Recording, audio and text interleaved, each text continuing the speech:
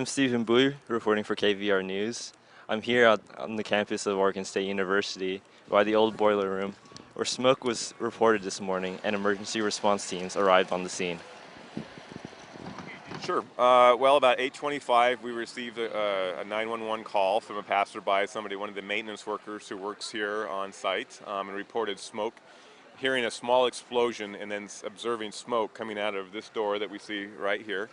And we responded. When we got here, we isolated the gas to the facility. We entered the facility, extinguished the small fire. At the time that we were in the structure, we also found a boiler or a heat plant employee on the ground unconscious. We transported him to the Good Sam Regional Medical Center. He was conscious and breathing at the time that we transported him. Extent of injuries are unknown at this point. And we ventilated the structure. At this point, once we have secured the scene and made sure that it's safe, we're going to bring in an investigation team along with Oregon State and take a look at see if we can figure out what may have caused this small explosion. Has there ever been past occurrences of things like this happening?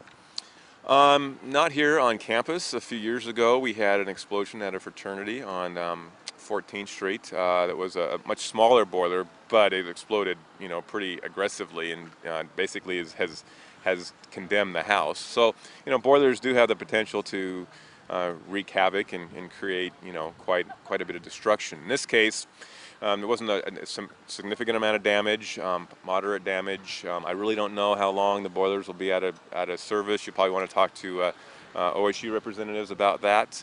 I do know that they do have additional boilers that they might be able to fire up, but no, on campus they maintain these units very, very safely, and to my knowledge, we've never had an experience like this before. One of the things that I'm concerned about is there's a fire extinguisher located next to the individual who we found in there on the floor, and it's my belief that he was attempting to extinguish the fire at the time, and I think that because of that, staying around too long, he might have sustained some smoke inhalation or something like that resulted in his being rendered unconscious. And so we certainly encourage folks to exercise caution when using a fire extinguisher. If the fire's too large, they just need to get out and let us come in and do our job.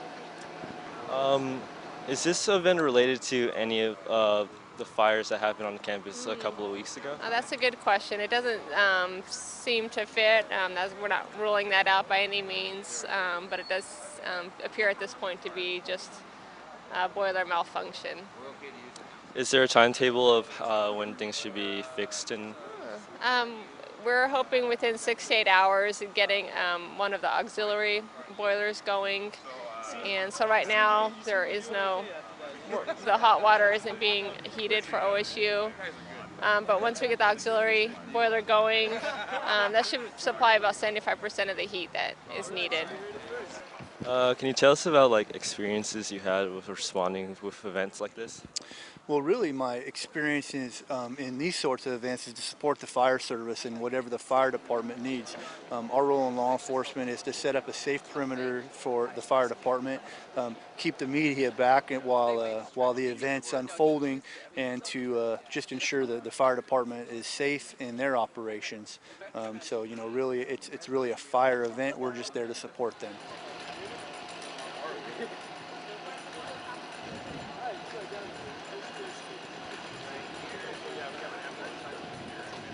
The fire has now been extinguished, and Oregon State University is expected to be without hot water for 6 to 8 hours. There was one man who was trying to put out the fire himself, and he has been taken to the hospital for complications with smoke inhalation.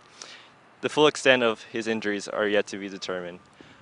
This has been Stephen Bowie reporting for KVR News, signing off.